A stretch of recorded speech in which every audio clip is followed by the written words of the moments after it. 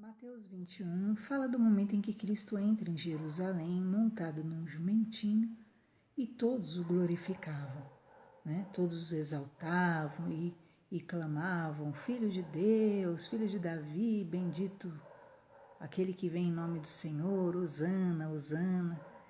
E quando Cristo chega ali até o templo, ele fica muito irritado com o que ele vê, porque ele vê muitos cambistas, né?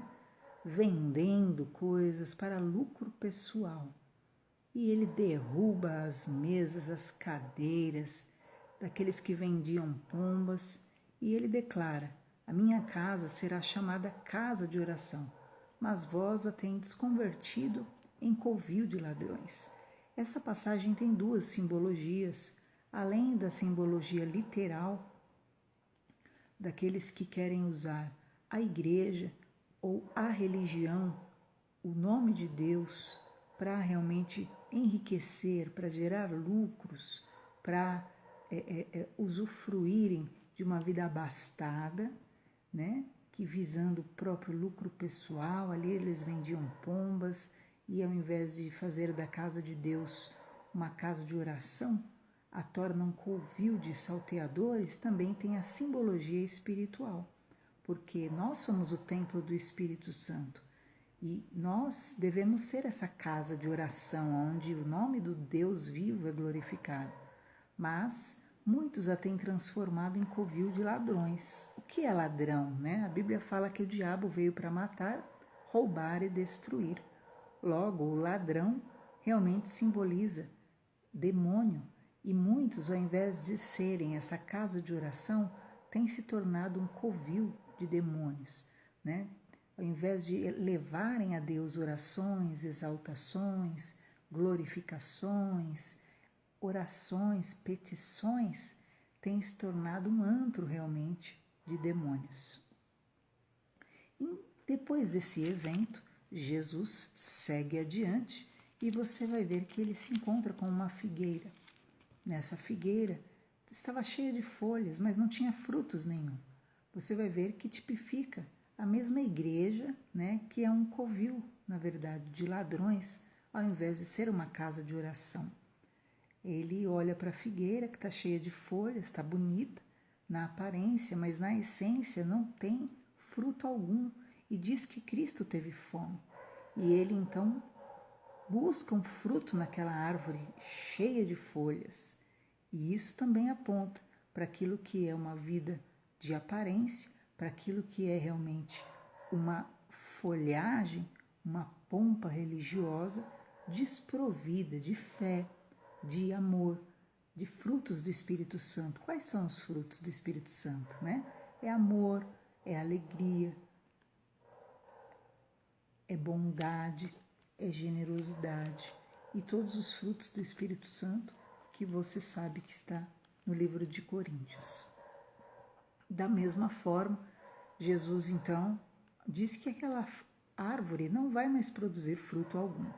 Os apóstolos, os discípulos ficam assim impressionados porque a figueira seca na hora, né? Naquele momento que Jesus busca frutos e não há frutos e ele libera a palavra, na verdade toda aquela folhagem então também caiu por terra, porque não adianta uma aparência se não há uma essência legítima diante do Senhor.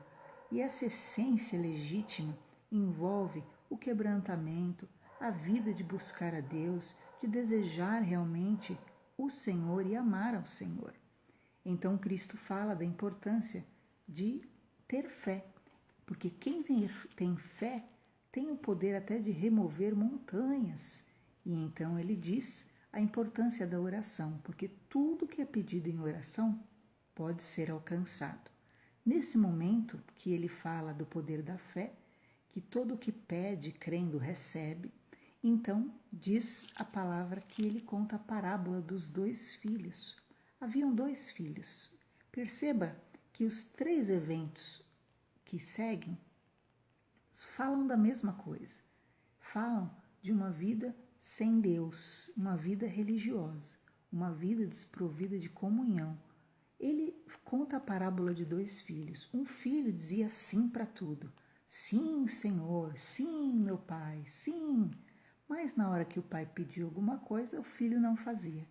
E o outro filho já não, o outro filho dizia, não posso, não consigo. Mas na hora que o pai pedia, aquele filho prontamente atendia seu pai. E então, nesse momento, Jesus fala qual dos dois filhos, na verdade, agradam mais o seu pai. Com certeza é aquele que, embora diga não com a boca, embora se diga inapto, incapaz, impossibilitado, acaba sempre cedendo e fazendo a vontade do pai. E o outro, que é bom de lábia, que é cheio de folhas, que na verdade acaba sendo um covil de ladrões, um covil de sentimentos ruins, porque pela boca ele diz sim, Senhor, sim, mas na hora que Deus quer mesmo, ele não faz nada que Deus quer. Esse Jesus reprovou. Deus, então, nós vemos que termina essa passagem contando a parábola do homem que tinha um grande campo. E ele entregou o campo para ser cuidado. E as pessoas foram cuidar.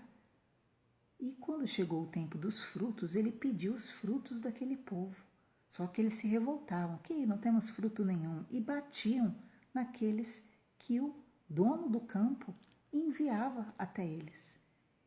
E foi isso uma vez, duas vezes, até que aquele dono do campo enviou o seu próprio filho. E o filho foi lá pedir a satisfação dos frutos daquele campo. E eles então mataram aquele filho. Jesus mostra a parábola do Deus Criador nesse momento, que criou o mundo, entregou a humanidade e quando pede o fruto, na verdade são figueiras secas, só folha, só aparência, mas pouca vida com Deus, pouco retorno para Deus. Deus está longe de estar em primeiro lugar, por isso a Bíblia ensina, busca primeiro o reino de Deus e a sua justiça e tudo te será acrescentado, até o momento em que Deus mandou os profetas, Deus mandou os seus ungidos, mas nenhum ser humano queria ouvir, ao contrário, batiam nos profetas, perseguiam, até que o dono do mundo enviou seu filho Jesus e o que fizeram? Mataram a Jesus, só porque o dono do mundo queria o quê? O retorno, a satisfação de tudo que ele dera ao seu povo. E nesse momento é uma tipologia do próprio Jesus Cristo, que fora ferido porque veio fazer a vontade do Pai. E assim ele fala que aquele que rejeita a ele, que é a pedra fundamental, na verdade, ofende ao próprio Deus. E aqueles homens se enfureceram porque não queriam aceitar a Jesus. Não seja uma pessoa